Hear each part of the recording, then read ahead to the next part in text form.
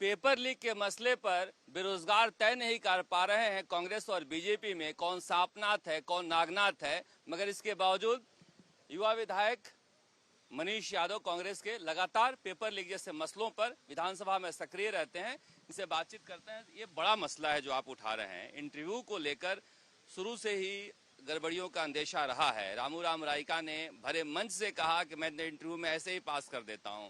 उसके बाद बाबूलाल कटारा ने तथाकथित ईडी के पूछताछ में सब बताया कि कैसे हमने इंटरव्यू में नंबर बढ़वाते थे। उसके बावजूद इंटरव्यू में ये घोटाला जारी है। देखिए, मैं सीधे तौर पर कहना चाहता हूँ कि इंटरव्यू के नाम पर अगर कहीं भी इस प्रकार का मजाक हो रहा है, और राजस्थान में निश्चित रूप से एसआई भर्ती परीक्षा का मैं एग्जाम्पल आपको दे ही रहा हूँ, और ये भर्ती में इस प्रकार का मजाक बनता है।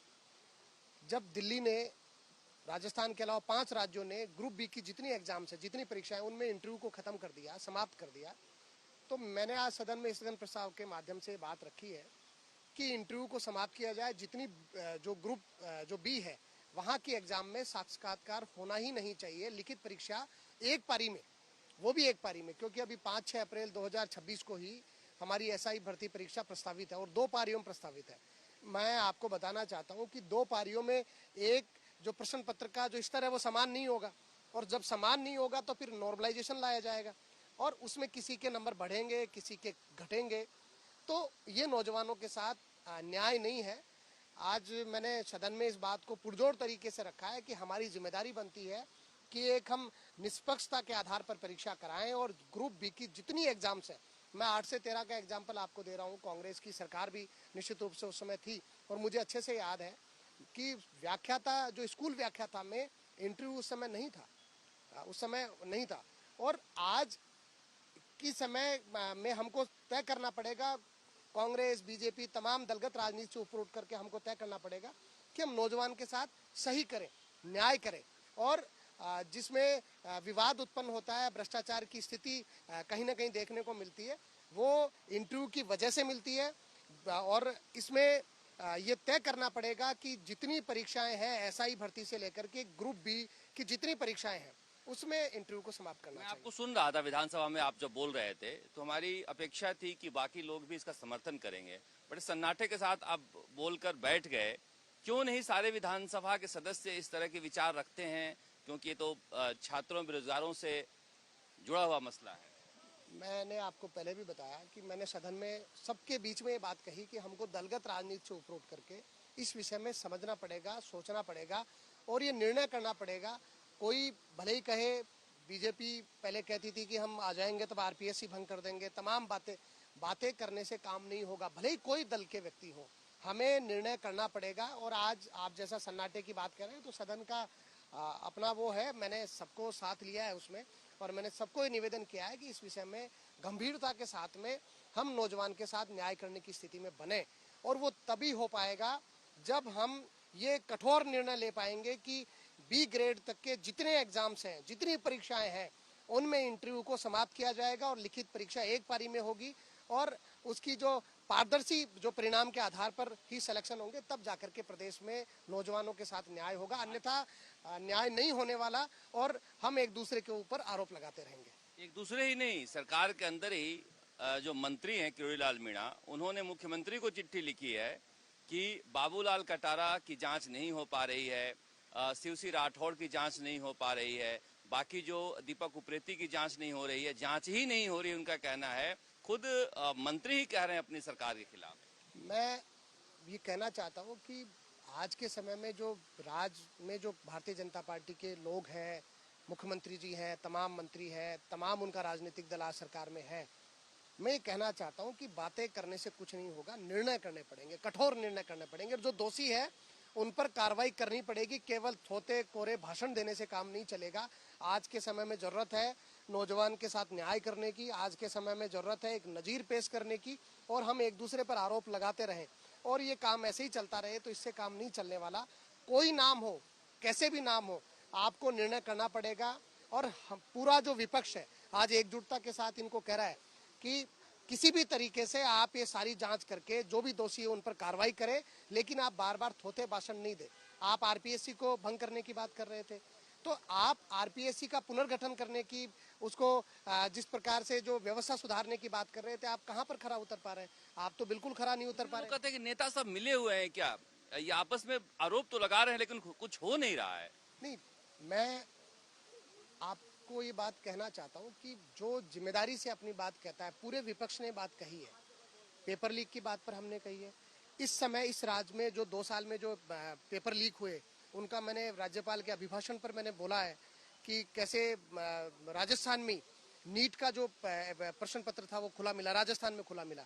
और मैं एक और बात करना चाहता हूं कि जो राजस्थान में भी जो ये जो टेस्टिंग एजेंसी, जो स्टेट टेस्टिंग एजेंसी के नाम पर हम केंद्र की तर्ज पर करना चाह रहे हैं, तो केंद्र में भी नीट जैसे एग्जाम के पेपर लीक हो गए।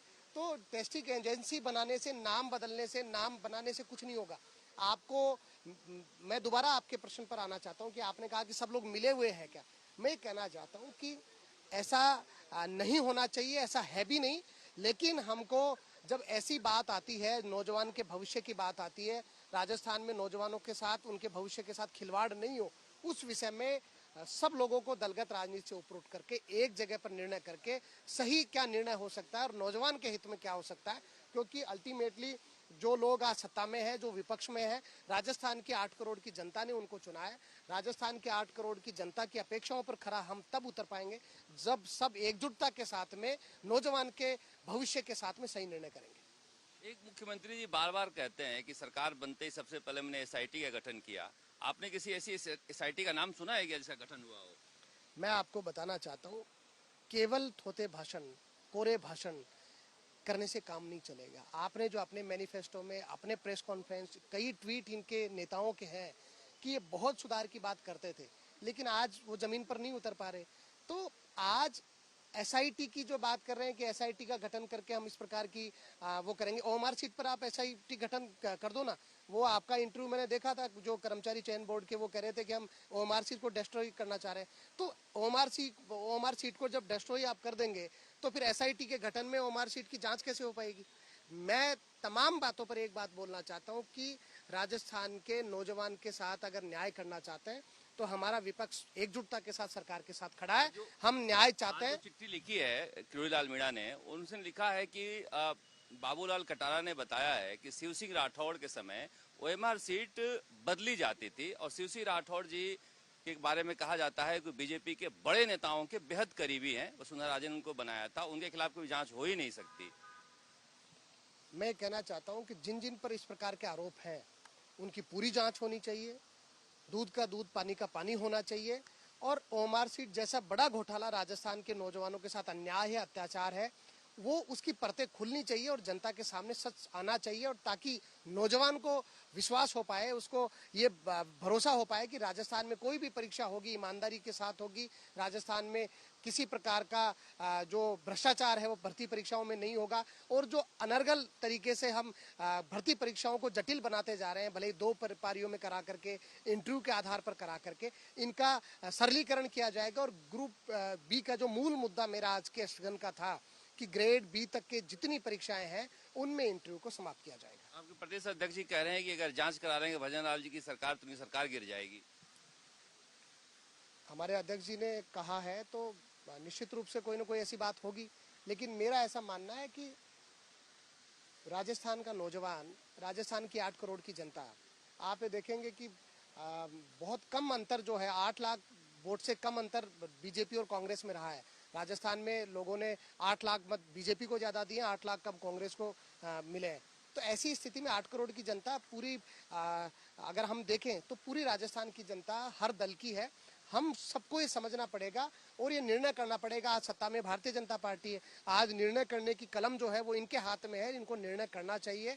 और जो इस प्रकार की, किरोड़ीलाल जी ने भले ही चिट्ठी लिखी है, तमाम जो लोग इस प्रकार के प्रश्न उठा रहे हैं उन पर जांच होनी चाहिए। और जो वास्तव में ओएमआर सीट घोटाले में जो दोषी हैं उन पर कड़ी कार्रवाई हो और वो सलाखों के पीछे जाएं, ताकि राजस्थान में नौजवानों के सामने एक नजीर पेश हो सके। आखिरी सवाल, आप लोग कहते हैं ना सचिन पायलट जी की एक बार पद यात्रा कर दें, निश्चित रूप से ऐसी जरूरत पड़ेगी। राजस्थान में जिस प्रकार का वातावरण जो है, तमाम विपक्ष के लोग हम जो आज सत्ता के खिलाफ मजबूती से सड़क पर आएंगे और इनकी पोल खोलेंगे। जो इन्होंने वादे करे थे, इनके जो वादे खोखले वादे हैं वो जनता देख चुकी है। 2.5 साल आज होने को आए और इनके बजट की स्थिति देख लो, तमाम इनके वादों की स्थिति देख लो, जमीन पर कुछ नहीं उतर रहा।